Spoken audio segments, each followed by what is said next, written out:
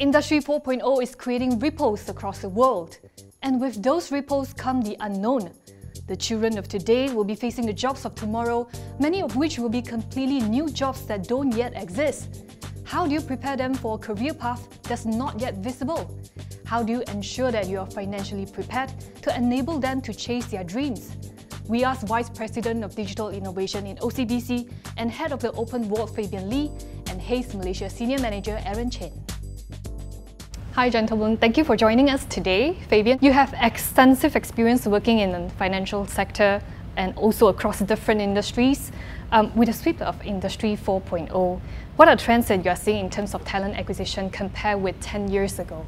There are a lot of jobs that exist now in the market that did not even exist back when I started my career about 13 years ago, right? The trends has definitely shifted. The world's most valuable resource is no longer oil, it's data, right? Everyone is craving for data, but there's a danger to it, right? No one knows how to do or what to do with data, right? Back then, there wasn't any role such as data scientists, AI designers, social media managers, even mobile app developers. We need these jobs, we need these people in the market. There are more important elements to it, right? The character and attitude of the individuals. This is often made invisible, right? But at least for me, I view this as one of the most important component or deciding factor when I wish to take someone into the organization. You guys are embracing digital innovation to cater to demand for your customers. What are the main skills that are lacking at the moment? With all the change and massive disruption of the technology in the digital space, right? There are new jobs that are created. There are new roles that are defined, right? But there's this part that people are still not embracing yet.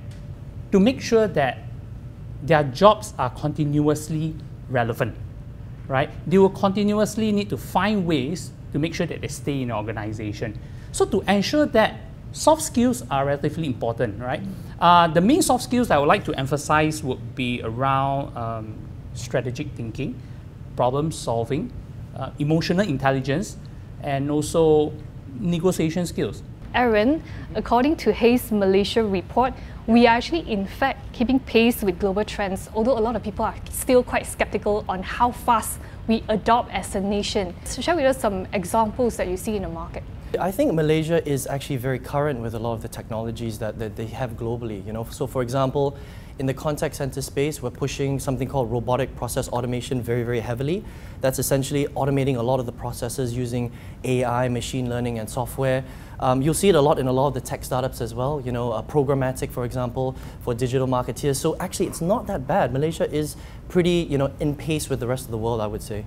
According to the World Economic Forum, it says that about 65% of kids studying right now at primary school today will end up working in a job that have not been created yet. What's your view on this? If you think about it, it's already happening today, right? So you have roles like SEO marketers, pay-per-click marketers, machine learning specialists. I mean, we never had these roles back when we were in school, and yet people are doing these roles today. So a lot of this is picked up on the job.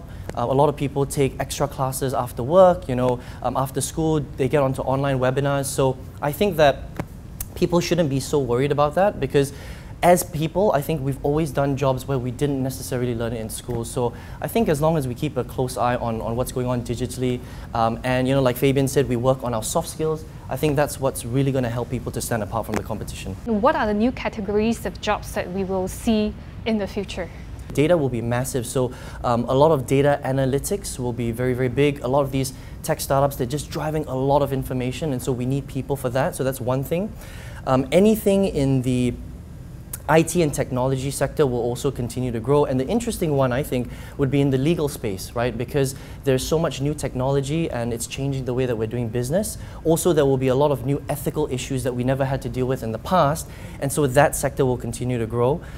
In terms of the areas where they will start to phase out, you'll see a lot of that with manual labor. So a lot of manual labor work in manufacturing plants, for example, I think that will start to phase out as AI and technology gets better and better. Maybe you can share with us the info that you have regarding the trend of hiring moving forward and whether it tallies with World Economic Forum reports. So in the WEF report, they talk a lot about roles like managing directors, sales and marketing roles, manufacturing, finance roles, all of the core areas of most companies. This will continue to grow. So in the Hays research that we've done, a lot of these trends are on par with what they're saying.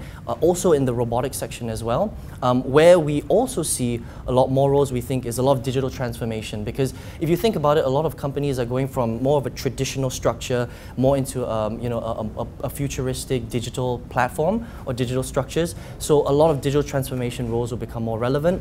Also, every company now looks for digital marketers as well. Last year in January, you guys started something called the Open Vault. Yes, that's Maybe right. you can share with us some successful launches. We are in the midst of commercializing a few fintech solutions, right, with a few partners, as we continue to work on new experimentation and on transformative technologies, right, with the aim to redefine the banking experience and to explore new business models. The demand from customers has shifted. So with this, we need to always ensure that our internal talents or even the new talents that we bring in are always prepared for the future developments in technology and innovation space. So what are the advice that you would give parents when they are planning for their children's education? As a parent, we need to always tell our kids, learn how to learn.